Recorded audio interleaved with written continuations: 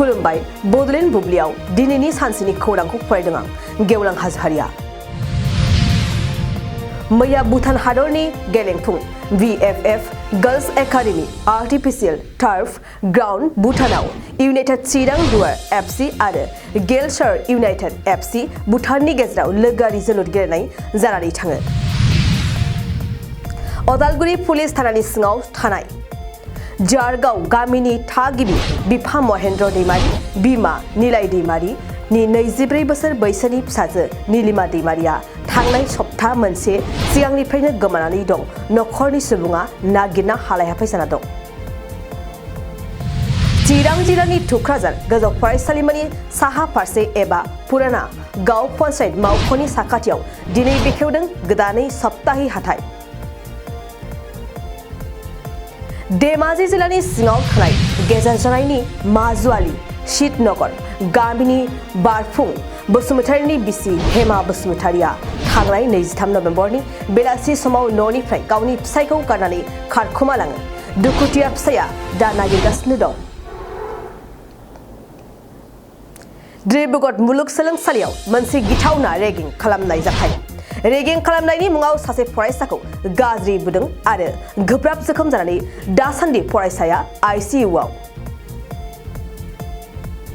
गिबि मुंख्लं सुजित नार्जारिनि आंगो बिफा मंगल सिंह नार्जारिया दिनै फुंबिलिनि 6 रिंगासोआव बाथिपारायाव थानाय गावनि न'आव हरखाब प्रेसार स्ट्रक जानायजों गोब्राबैनो नोरजिया जायो। बिथांखौ बङाइगावनि लवार आसाम देहा फाहामसालियाव थिसननाय जायो। खुंथाय गोहोनि सरकाराव गावखौनो BCDCनि मासिगिरि महरै सिनायथि होनाय शुकुर आलीया रायजो राजाफोरजों हमजादों।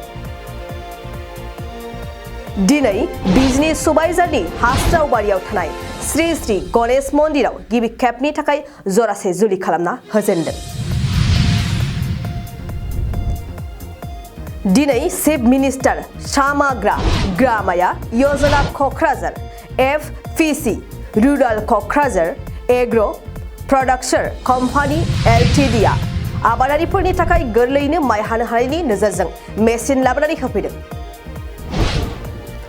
कामरुप नोगोरमा जिल्लानि खौसेथि बर' सुबुं आफाद आरो गुवाहाटी जिल्ला दुलाराय आइजो अनसाय आफाद आरो गुवाहाटी बर' कसारी महिला आफादनि बोसोरारि जथुम्माखौ खुंफुंनो बे समाव लाहार-फाहार जादों।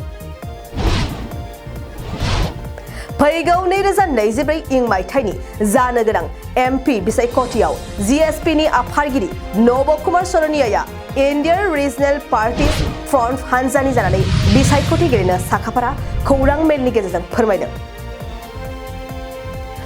बाक्सानि मसलपुराव दुंहाव थासारि सोमजिदों। गोबां कास्टमारफोरा असम भूमिकी समबाय समिति सिमाथायाव गावनि जमा दोननाय रांखौ मेचुरिटि जानानैबो मोनैनि थाखाय बे दुंहाव थासारिया सोमजिदों।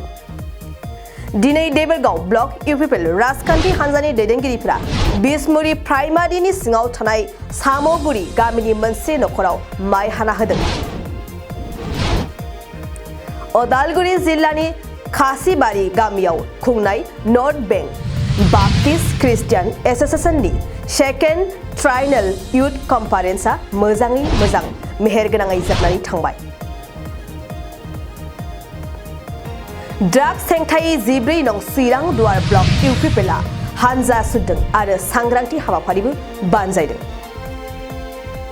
परबतजिल्ला साब डिभिजननि सिङाव थानाय टिपकाई दखरा दुलाराय बर' फरायसा आफादनि खुंगा 15थि बोसोरसालिया जथुम्माखौ साननैनि हाबाफारिजों गाजा गोमजायै खुंफुंजाबाय। खुलुमबाय दिनैनि सानसेनि खौराङा एसेनोसै। गोजोन्थों।